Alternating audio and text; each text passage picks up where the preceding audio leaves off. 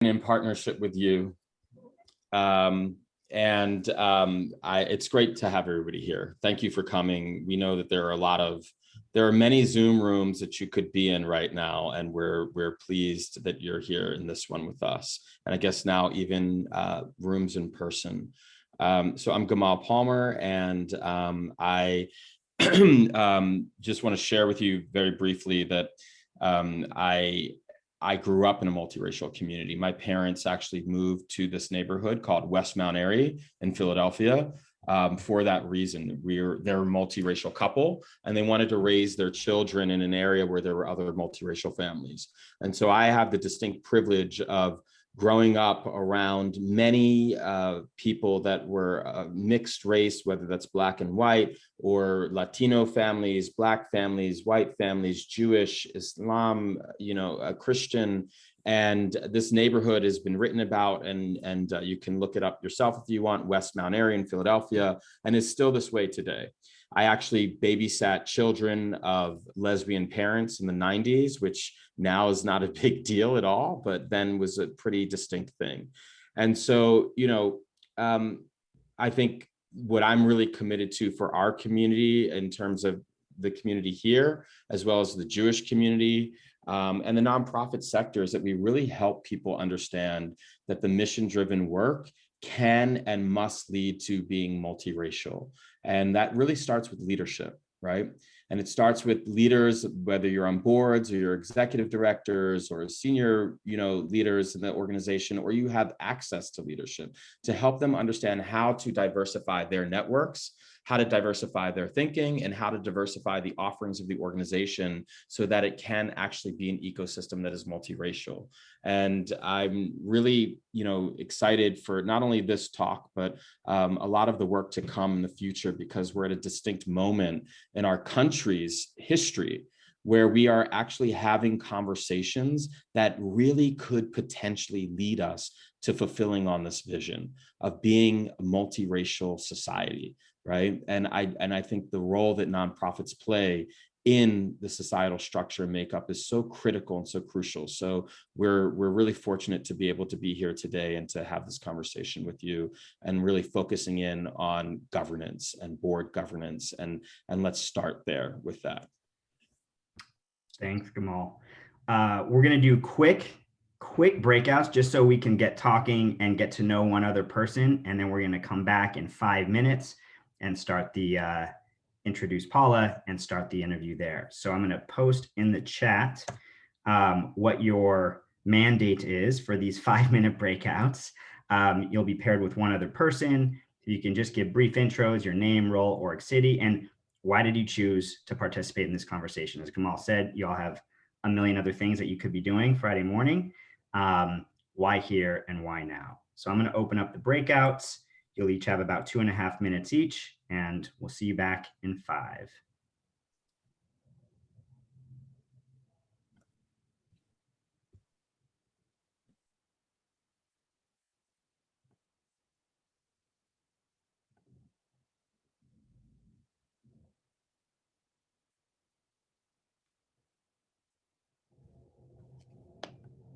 All right.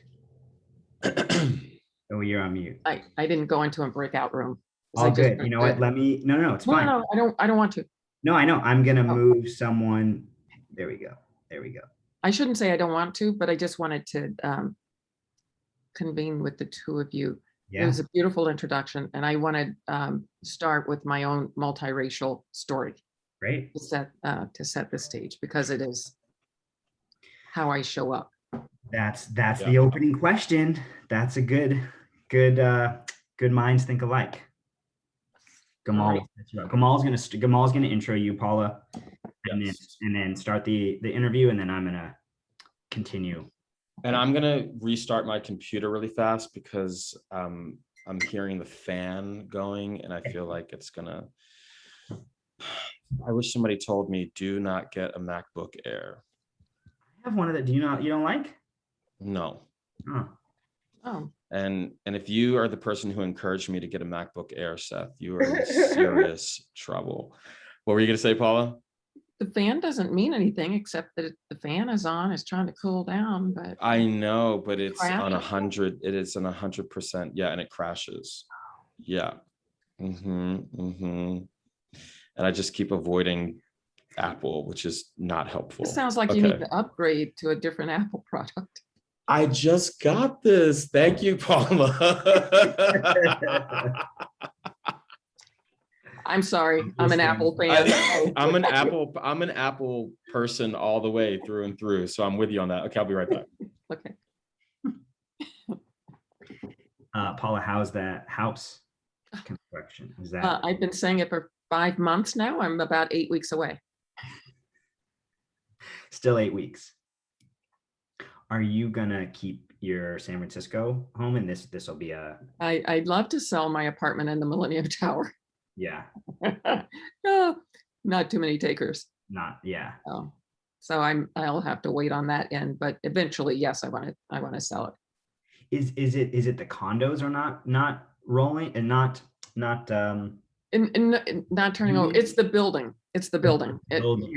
Yeah. It's still tainted, and people are still looking for deep discounts, and I'm not willing to sell on the cheap. So I'll hold it, and once the building is retrofit and fitted and time passes, I think values will come back in the building. I don't think it should hold its value. Yeah, people are always going to want to live in San Francisco. So yeah, I'll hold it until values return in that building. But things are on fire in the Bay Area in terms of real estate. That's what I hear. Mhm. I hear rent has kind of come down a little bit, or at least stayed somewhat flat, but the housing prices. Yeah, but rents have started to rise again as well. Shoot, So it's interesting. I hope Gamal's about to come back. Well, Gamal's got a couple minutes. Okay. What do you got plans this weekend? There's a little theater company up here in Sonoma that a bunch of my friends and I support. So they have their opening this weekend, and it's outside. So that'll be fun. And then I'm gonna hang out with my daughter on Sunday. We're doing a real girl thing and going to get facials Cool. with Where the does she woman live? I've gone to for 30 years. And so that'll be fun. First time in a year and a half. That'll be- Does she live in the Bay, or is she visiting? Yeah, both my kids live in the Bay Area. She's in San Francisco, and my son and his family are in Orinda. Very cool. Yeah. Yep. I'm lucky. Yeah, that is. Do you see them often? As often as possible, and we talk every day. So we have a family text line, and you know, they check in on me, I check in on them. That's good. We're in touch every day, which I love. That's awesome. There he is. You had us scared. I was like, we only got a minute left. No, we're good. I'm gonna let Alan in when everyone else comes back in. Do you actually, Paula, do you know Alan? Yeah. He's the temple board president, and I'm on the board, you know. Nice. Yeah. Of course. Yeah, he's a good friend. How many more years of Emmanuel board do you have? We are recording, so let's just 3. Okay. Yeah, I was just renewed. I know we're recording, and I would say that there's, you know, I'm excited about it. I love my board service. That's great. So Emmanuel, Kresge. Let's not name them all. You don't want to name them all? No, that's okay. That's okay. I'm just teasing. Yeah, I'm actively involved and passionately involved with nonprofit and philanthropy board work, in addition to corporate. That's why we got you. And Gamal, when they come back, you just take it away to do the intro and start up the interview. And hop in with your own perspectives to the extent that, you know, they're different or you know, similar to mine. Let's make it a conversation. Yeah, I like that. That's how it usually rolls. Oh, you're on mute. You're on mute. What were you saying to make different or similar to yours? To the extent that comments I make that might be similar or different. It's a chat.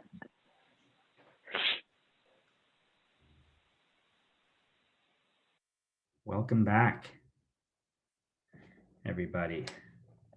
Sorry for the abrupt end. Gamal, take it away. It's the one thing we've all got used to now. Yeah. Yes. So I have the distinct pleasure of introducing Paula. And what I'll say is that Paula has many, many accomplishments, from her board service to your work professionally, and board service being both corporate and nonprofit. And as you all were in the breakout rooms, we were just like kind of making a list of the various boards that you sit on. But so, you know, people can, as Seth just did, you know, they can look at your LinkedIn, we sent them your bio, but I want to introduce you as how I know you. And what I know of you, Paula, while our relationship is relatively new, although we've been, you know, circling each other for quite a while, is that you are a person who is committed to the cause. And the cause being to help organizations think in new ways, in efficient ways, in productive ways, so that you can have impact through organizations in society.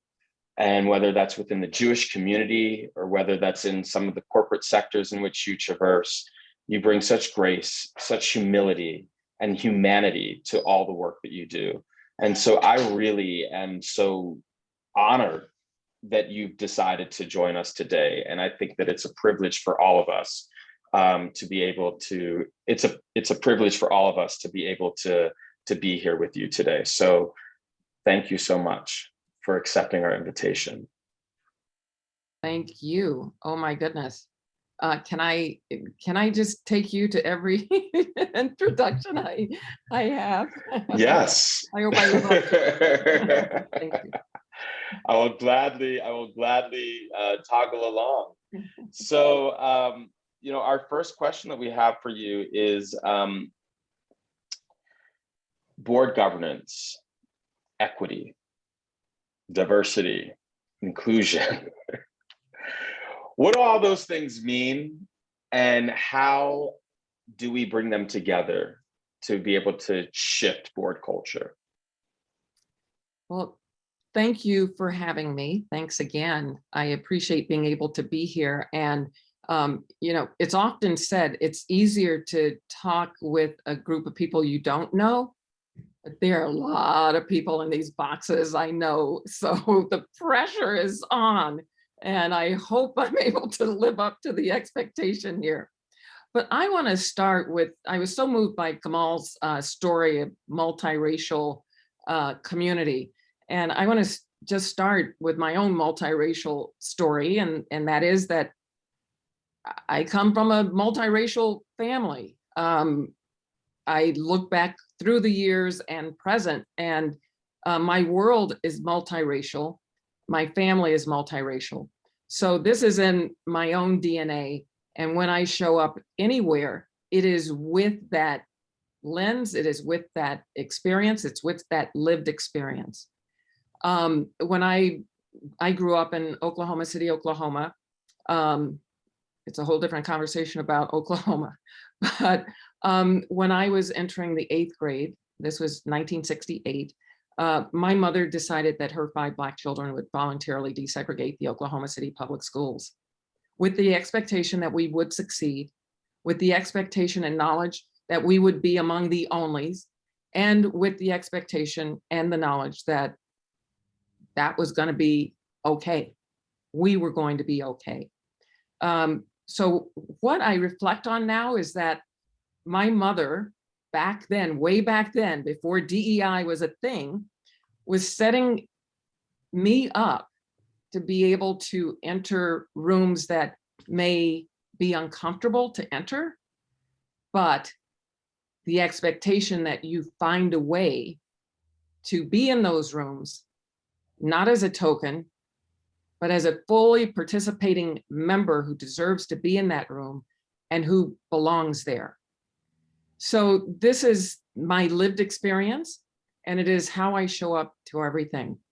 So if we're talking about DEI and equity in the boardroom, I always like to start with some definitions so that we're starting from a place where we have common language, so that you know where I'm coming from, and to the extent that it may be different from where you're coming from, we can talk about that. But at least we're starting with some definitions that we can build on.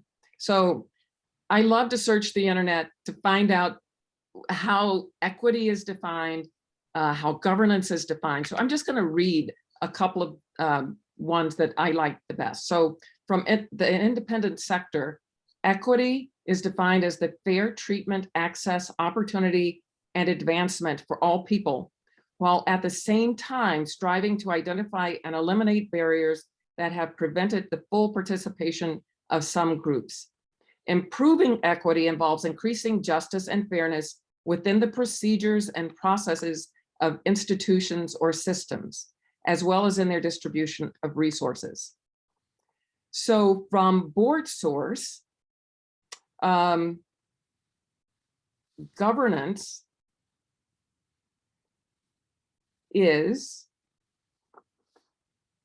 yes, I'm sorry, this is from Boardable. Board governance covers everything from financial viability of the organization to fulfilling its mission successfully. Nonprofit governance is defined as the process of providing strategic leadership to a nonprofit organization. It entails the functions of setting direction, making policy and strategy decisions, overseeing and monitoring organizational performance, and assuring overall accountability.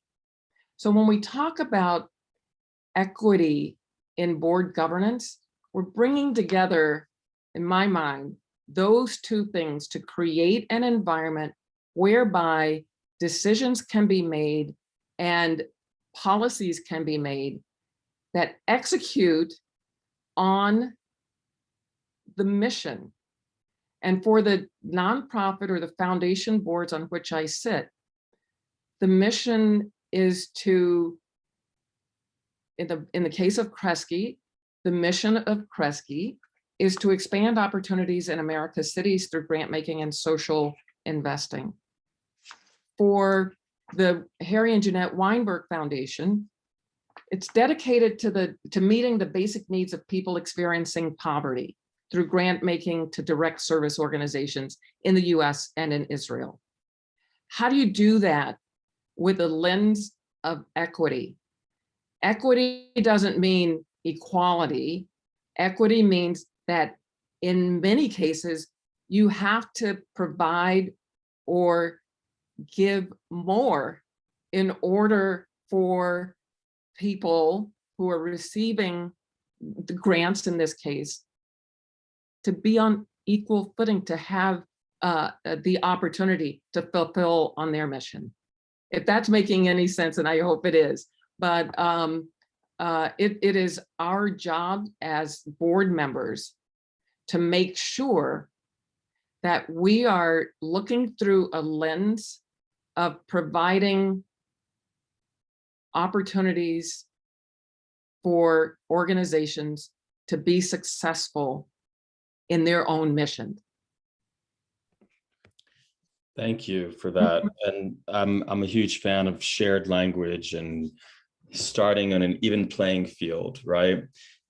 Which is also leads us to equity conversation and how do we get to an even playing field? Well, we all have the same information, right? We have access to the same information, to the same relationships, and whether those relationships are decision makers or other folks that are in the ecosystem that are helping to move the particular mission forward, that there aren't these sort of barriers to entry. And so I would love, Paula, if you're able to maybe share a story that can illuminate what you're talking about. There's a story I love to share, and I'm going to detour a little bit because it might not be top of mind or what a lot of people may think of first. Here's my story.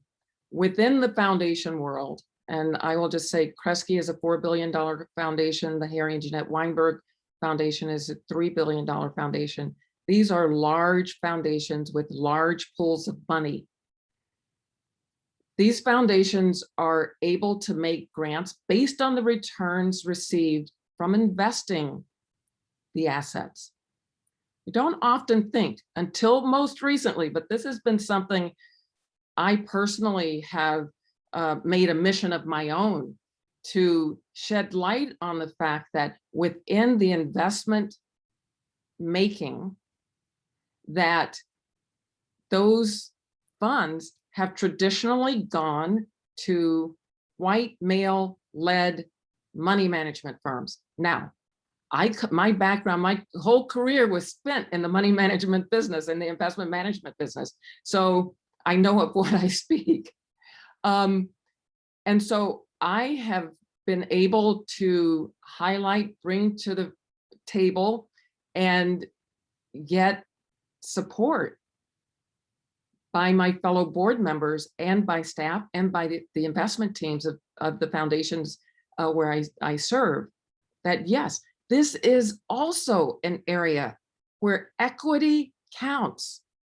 And yet it has been such a networked, guys, hey, I know this guy who's investing in these funds, and it's been word of mouth and a closed system that is opening up now in ways that have gone beyond my wildest dreams in such a short amount of time. But there's a lot of work to do, but it's been cracked open. And I'm happy, so happy to say that I happen to be in 2 organizations that are leading the way in highlighting that diversity of thought, diversity of who's managing the money to provide those returns actually counts, because data shows that the returns are even better than what they would have been had you just continued to invest in primarily white-led, men-led funds and firms. So that's an area that I love to highlight, because it's not one that's traditionally talked about in rooms like this, and it counts big time.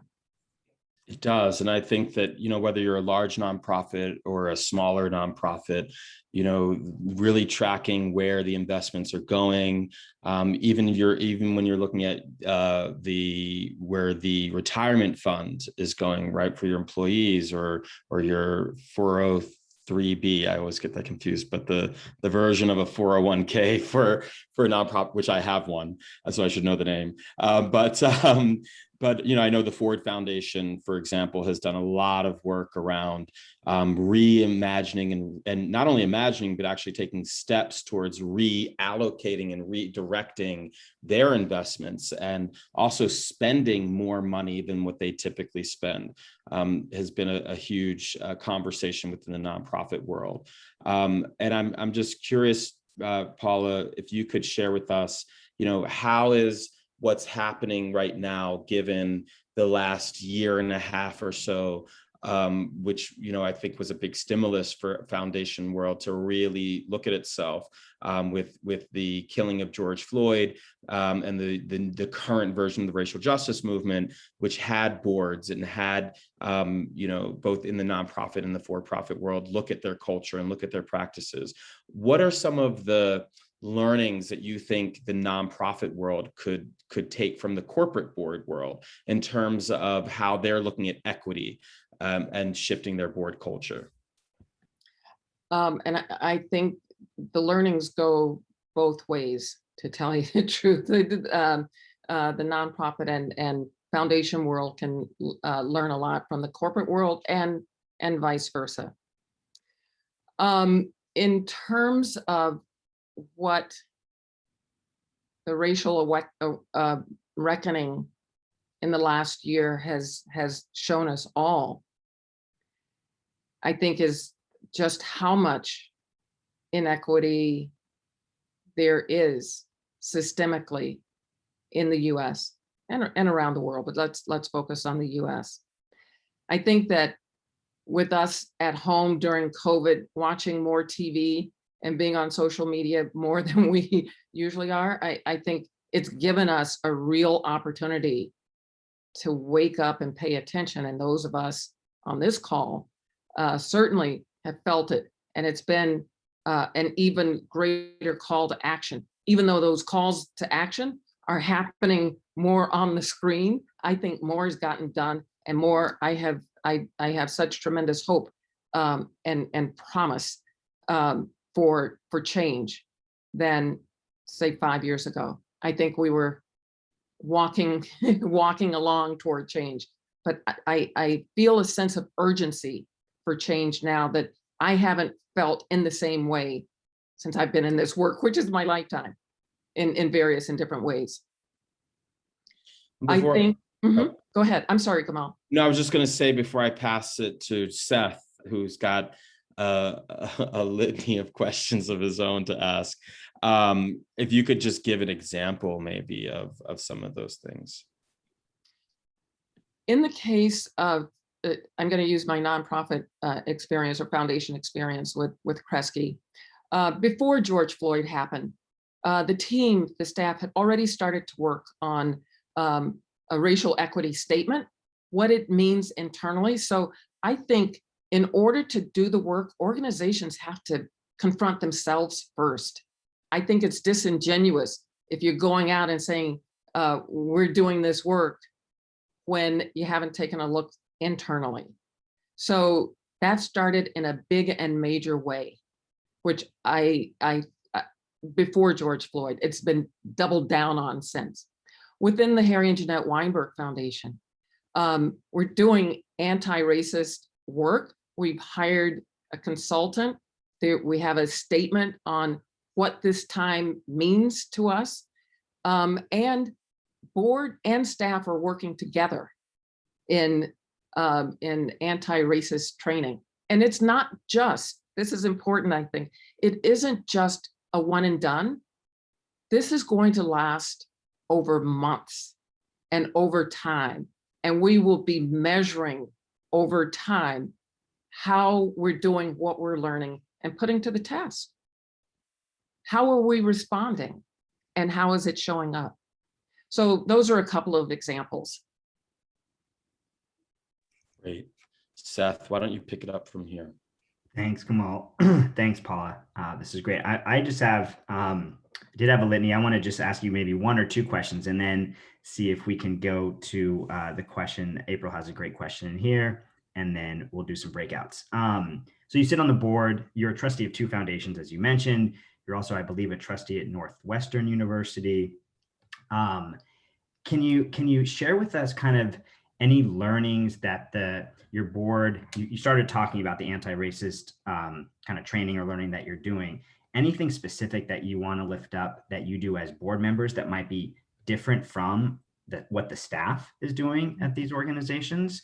What the staff can learn from the board potentially, or what board members are learning from staff as you move these foundations forward? Mm-hmm. What I like to say, and the question was asked earlier about learnings from corporate environments that can be brought into the nonprofit or foundation environment. Yeah. There's this notion in corporate America on boards that it is noses in, fingers out. So it is our responsibility to support management, help management in strategic directions. And I think that's one learning that can be brought into nonprofit and foundation boardrooms. So staff and boards do work together. I will use the example of the Weinberg Foundation, where staff and board together are going through the anti-racist training. We're using Yavila McCoy, Dimensions, for that training. And a whole curriculum has been thoughtfully and intentionally developed for the foundation. Within that, there will be affinity groups, and the board will be its own affinity group as we go through this together. So it's both with the staff, and then within the staff, there will be different affinity groups, and the board will be its own affinity group. So that is just one example of a way that we're doing it at Weinberg. Awesome. And we have, on this Zoom screen, board members, nonprofit professionals, executive directors, consultants, lay leaders. I'm going to ask it from my perspective, and I'm sure it's a similar question that many of you might be wondering is, what can we do? Like, what might be step number one if we're all at various different stages of this work? Can you share one or two kind of concrete action items for board members or for these professionals to take back, for these executives to take back to their board? What would be kind of in your top couple action items for us? One would be to listen. When I say listen, I mean listen to other board members, listen to staff. I am a big proponent of not just listening to senior staff, but getting to know staff more deeply, because I think you hear different things. Mm. So I would encourage, and I know it's difficult sometimes to get to that different level, but I think it's important, because I think you hear different things and you can learn a lot. I would also just say, talk to your fellow board members when you're not in the boardroom. Mm. Get to know them, get to know how they're thinking, because if it's not a collaborative environment, then the chance for the best decisions not to happen are pretty, there's an increased chance of missed opportunity. So get to know who you're serving with, and don't be afraid to be an outlier. Hmm. And you could hear my breath, I think, as I said that, because sometimes I think I am an outlier in a good sense of the word, because it's just, our brains all work differently, and leave room for those outliers who may have an insight that you're not aware of. Mm. And you know what? I have a whole list of things, and I'm giving you more than one or two. The other thing is, I think, pay attention to those board members who aren't speaking up. I guarantee you they're thinking, but some board members just need to be drawn out. They may not feel like they have something to add, but for some reason may not be speaking. Draw them out, take the time, and listen to those who aren't as talkative as some others, because their voices need to be heard. They're there for a reason. They're showing up for a reason. They wouldn't be, if they weren't interested, they wouldn't be showing up. So take the time to listen and hear. Thanks, Paula. That's beautiful. I'm hearing the idea of equity of voice and making sure that everyone's voice. Absolutely. Absolutely. I want to move. There's two great questions in the chat that I want to lift up. I'm going to throw both of them at you for the next few minutes, and then we'll have kind of the last 10 or 15 minutes in breakouts. One is from April. She asks, how would you recommend boards and visionaries reach a shared language when the language spoken is birthed from lived experience? That is a wonderful question.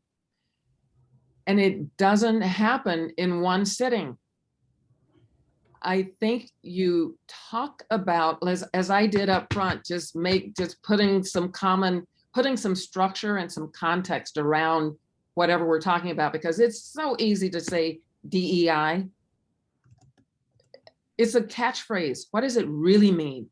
And that takes time to determine what it means for you, for your board, for the people you're working with. And I think it needs, at that point, when that is set and people agree, it needs to be reinforced. We need to remind each other what we mean when we're talking about it. And oh, by the way, maybe there's some words that we haven't put in there that need to be in there, like belonging. And what does that mean? So that's my short answer. Again, I could go on, and I love this conversation, and But I'll stop there with that answer. That's great. Here's one more for you, and then we'll go into breakouts. What is from Adam? What in your experience are the mistakes well-intentioned not-for-profit boards most frequently make when working to achieve greater racial equity, or DEIJ? I think one pitfall, and it's easy because you can get so steeped in the work that you are not collecting the data to prove that you are making strides on the mission and what you say you're about. So, and I guarantee you that increasingly foundations and funders are going to want to see that data, because they're having to answer to their boards about how are you measuring success. So I would say, please don't forget. And I'm not, that could be qualitative as well as quantitative, but you want to be able to show how you're making strides along your mission. Awesome. Any other questions for Paula before we go into breakouts for about 10 minutes or so? And feel free to just take yourself off mute if you'd like.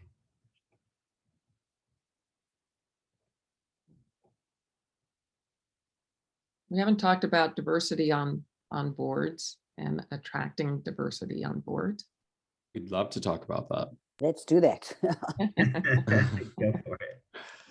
I want to ask a question. How do you, when you've got a board like a federation board that's been in place, and many of them are there because some of, give money and all that, and a lot of them are the old white men, sorry, but how do you change that in order to bring 2021 in and everything we've spoken about diversity, because they all think they're very diverse? How do you change that? I start with the word intention, and I also start with the word goals. What do you really want to be? And being honest with who you are, how you look, and hey, if you want to continue to look that way, that is also a decision. If you want to change, then it has to be done with intention. And then how do you attract people? And especially if we're talking about paying boards, look, younger people, people of color, people who are not wealthy, I think we have to be creative in how we attract and let different groups know, yeah, your voice is important. We want you on the board. I think there are numerous leadership initiatives that are important, but I think it takes reaching out and having really honest, difficult conversations about how you want to look. And not for how it looks sake, but how you want to do the work and how the work will be better because of the diversity. So it has to start with intention. Thank you very much. Do you think the agency that you work for has to actually mimic what the board should look like, or vice versa? Like you could have a diverse board, but necessarily if educators are I'm in the education field. Most of them are single, of white women, Jewish educators anyway, are white women. So it's hard to kind of create a real diversity. Yes, from different backgrounds, possibly. Does the organization really also have to kind of show that, or is it okay that a board can be and the education not, and the agency not necessarily? Oh, ideally, I think it's from every angle, and I think really we have to have shifts in mindsets to say, yeah, we look like this now. What's the opportunity to look different, and what do we need to do in order for that to happen? Yeah. And within the Jewish education field, there are lots of Jews of color who are in the education field. And so I think it's a shift in mindset for everyone to understand that it's not well, it looks like this now. So, but how do we change the look? what do we need to do to change the look? Because we can, because the people are out there. Yep. You've also got the issue of educators are just not well paid, and board members are generally from, wealthy communities. Well, and that's a shift in mindset. It's a very big and- shift. Yeah, Mhm. a shift in mindset and action too, because why should it just be wealthy people on these boards? It shouldn't be. And how can we shift that to say, okay, hey, it is, if you need to have skin in the game, if the skin in the game is $100 for one person and 10,000 for another, shift the mindset.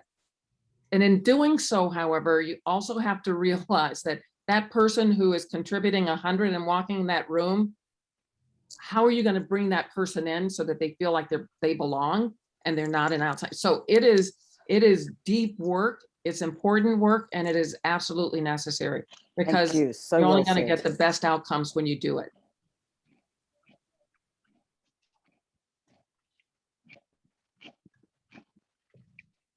Seth. We got great questions in the chat. Great questions in the chat. And yeah, go for it. Yeah, my instincts say that we should just keep having the conversation. Okay, go for it. Yeah, I'm getting a lot of heads saying yes. All right, so partnership visible in real time. Paula, we have a question here. First of all, Roger says, Paula, your sharing is great. What have you learned recently as you've been doing this work and speaking? So given the climate that we're in, which is, you might have been speaking about this stuff for a very long time, but now people are listening in a new way, right? I mean, we have a more educated, for better or worse, and to whatever degree, we do have a more educated ecosystem. While there's still many people who haven't opened up a book or haven't gone to a workshop, there are many who have. So with that in mind, what have you learned recently as you've been doing this work as a prominent board member of established organizations? I have to say, having the conversations in relatively closed rooms or among like-minded people is one thing. Having conversations in bigger rooms and deeper conversations in those bigger rooms and more people willing to listen. I think we are at a moment in time where people are not afraid to say, this is important to me, I want to learn more, and I don't know enough. And that is absolutely tremendous. That is a huge shift and a huge change, because momentum has been built. And now my push, my desire, my goal is that this isn't just a moment. It is a movement. It is a movement with the kind of momentum that if we have to continue to push and have the flame to make it brighter, because if we don't, it can die out. And that's my biggest fear, is that, as people say, okay, we've done that, we haven't. And what's the next thing? We have to keep this going, because we still have a long way to go. And I don't want this to be a moment.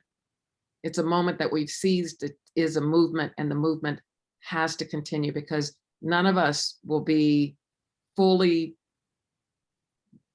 actualized human beings until we're all included in the process and we're all equal. Yeah, thanks. So beautifully said. And one quick question, Paula, is what are the roles foundations have in supporting this work, knowing that it is long-term and hard to measure in ways that are easily summarized for their boards? Well, engaged boards, it's not a summary. For engaged boards, it's really a deep dive into the work and then asking the questions about the process is at getting the information about the progress, seeing how the needle is being moved. But the role of foundations, at least the ones I'm involved with, is to advance the cause, advance opportunities for underrepresented minorities, creating opportunities in America's cities, for the underrepresented, alleviating poverty.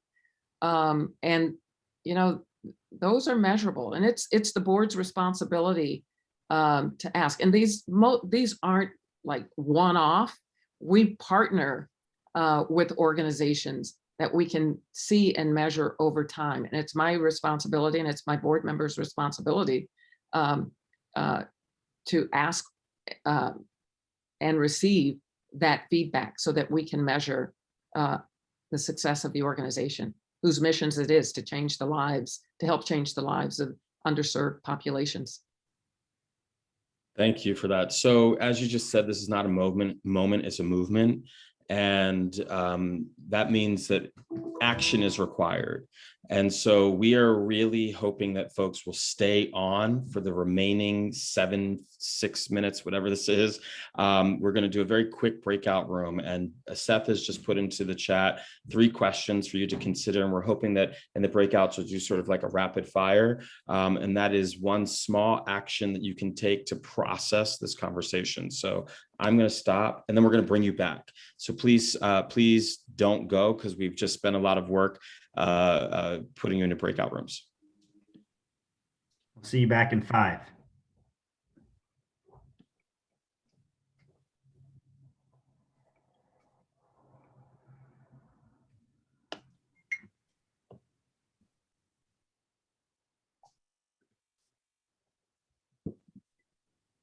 Hi, Becky J. Oh, bye, Becky J. Hi, Deb. Not sure if Deb is there. Deb is not there. Deb, are you there? Okay, we're just going to leave that as is. Okay. Wonderful. Thank you, Paula. How'd it go? Good. Sometimes I get lost in when I'm talking. I get lost in another world. So All good. People are engaged. They want to ask you questions. And I love the questions. I love the conversation, because otherwise, Yeah. I love the questions. Yeah. So what do you think? Did I say anything that hadn't been said before, or reinforce? Yeah, I mean, I think that it's also it's important for them to hear a person of color, a woman of color, saying these things. Like this. It's a responsibility that you've chosen to take on, but it is a responsibility. And I think that whether people have heard what is being said or not, which I don't think everybody has heard. I don't think people have heard about, redirecting funds. And there are other pieces that you mentioned, but I get the sense that folks feel safe to be in dialogue with you. And you Paula as a woman of color, as a Jew of color. So it's typically there aren't as many questions before going to a breakout room. Yeah. I'll put it like that. Well, I love being in conversation with folks. So. And we don't have, Paul, I think this is the first foundation. I'm sorry, we had Jeff's on, but yeah, your experience both on and off boards, I think, is incredibly helpful. Again, the nonprofit and the corporate sector is really helpful. And yeah, there's, I love that you keep on hammering home that this is not a moment, that this needs to be a continued journey. It's a movement. It's 65 years for me, so it is a movement. Yeah. When we bring people back in like 2 minutes, we'll have like 1 more minute. Paula, what usually happens, most people will leave. A couple people might hang around for a few minutes, and Gamal and I will hang until 11:15. Feel free I sadly will have to go at 11. I'll hang around. Seth will be here holding down the fort. I think usually the way we close, but Gamal, let's talk about this real quick because we'll have like just a minute. I don't know if we want to ask people to share or we just kind of go into thank yous and You could just do like in the chat, the something chat. that you learned in the chat, and then do thank yous. Yeah, You want to do that, and I'll remind people about the next. sure. Okay. And the thanks. And Paul, I wanted to share my well, it's a good kind of how we know one another through. Yes, please do. I will. When I do my quick closing. Okay, shoot. I'm gonna close the rooms. Woo! They'll come back in 60 seconds. Gamal, you give folks the prompt, and I will. I've been on the phone with Isaiah every day this week, Paula. So. Oh. So of course we've been talking about you. Well, then you know how I feel about Rabbi. Yes. Yes. Special guy. Yes, indeed. Yes, indeed. Paula, are you getting asked to do a lot of these? Are you speaking more on this topic, just more and more in the Jewish and outside the Jewish, or mostly in the Jewish? Mostly in the Jewish, but also outside. Yeah. And I'm loving the work in the Jewish community. Loving it. So important. I want to look back in 5 years and see some more diverse boards at the very least. The best parts about this. Oops. We just heard the best parts about this, and we'll just assume that you were talking about us. We are at time, but we did want everyone to please just put into the chat what was one thing that stuck out for you, or learning, or a commitment, or a question that you have, just to put that into the chat right now. And then Seth is going to close us out and do some thank yous. Thanks, Gamal. Yeah, and the thank you is really to you, Paula, and for everyone who showed up today. Paula, I just wanted to share a quick 30-second story of how I met Paula and how I got to know her is actually through Roger, who is still on, the birthday boy. Roger used to host, and still does virtually, these really nice dinners with board members and executive directors in the Bay Area. And I was an executive director at the time, Paula, a board member, of course. And through many glasses of wine over many months and years, we got to know one another. And so it's just really nice to be in conversation with you again, Paula. So thank you again. Thank you, Gamal. I know we're at 11 o'clock in 2 weeks. So Friday, June 25th, this time at 9 a.m. Will be our last, our Board Talk number 9, the last in this series, with Yolanda Savage Narva. She works for the URJ, the Union for Reform Judaism, and she's the Director of Racial Equity, Diversity, and Inclusion. Ready. She's awesome. She is awesome. She is very awesome. So tune in for that. Thank you all so much. I'm going to stick around for a few minutes if you want to hang out and chat or ask some more questions. I know Gamal has to go. I think Paula also. But thank you so much. Enjoy the weekend, and we look forward to you all so much. Thank you all. Thank you. Thank you very much. Thank you, everyone. And Seth, I'll stick around for 10 minutes. Awesome. Yeah. I'll stop recording.